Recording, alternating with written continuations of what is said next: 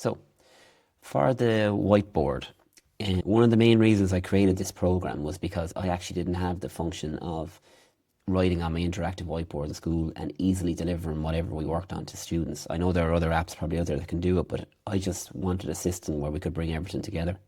So if I go into whiteboard here, I won't work on an old draft. I can start a new one, or I can open a recent one I've been working on, but say I start a new one here. So let's call it something that will make sense to the students when they're looking back through their notes or these previous whiteboards. Let's say I'm going to work on exam paper questions that day. So obviously I have my stylus here and I can draw as normal on that. Now, a nice feature about this is you can actually click on the import PDF. Now, I've actually picked the notes there, Science in the 20th Century, but I could pick other notes as well.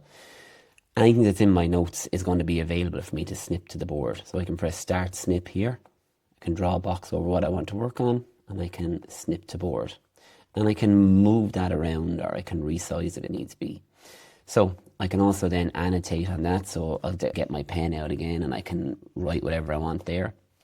I can go down, I can import another section of the, and a nice little feature that's built into it is that if I go to this tab here for exam library, I actually have uploaded a lot of the exam papers from the SEC. So I'm getting through them as much as possible. So I have most of the senior cycle ones up. So if I want to work on this maths paper here, say, so I can go to the relevant page, relevant question that I want to work on here. So let's just say it's this one, press Start Snip, draw my box around it, and all with the stylus I can do this. And again, I can work on this. I can answer this question then in class, and whatever I have to do. And then when I do all this, I can simply click Save. It will now save in that class feed as the exam papers whiteboard. And when I press Save, you'll see it go back to class here. And here it is here, the exam papers here. So if I click here, this is what the students can go back in then, and they can actually go through your whiteboard or your work for that day. So yeah, so I just think it's a nice feature to have, and all your whiteboards will actually save into your notes. There's actually an automatic folder there they all go into, so they'll all be saved for you. And you can go into your whiteboards here, and you can actually reopen from here back into the whiteboard, the one that you were doing. So yeah, I think that's a nice feature, and hopefully that's something that might work well for you.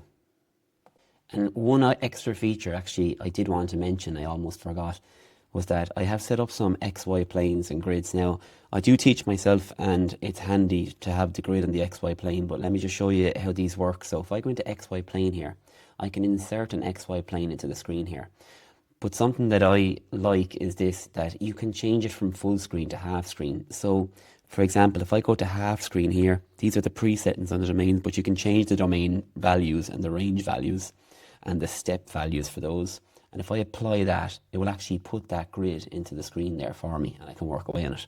Also, I just have a regular grid rather than XY plane. And again, I can go full screen or I can go half screen. So let's go full screen and 24 boxes by 24 boxes. And there you go. And that section then can be a grid. And of course, again, you can write over that and you can work away on it. So yeah, I think that's a nice feature as well as something that I had wanted myself.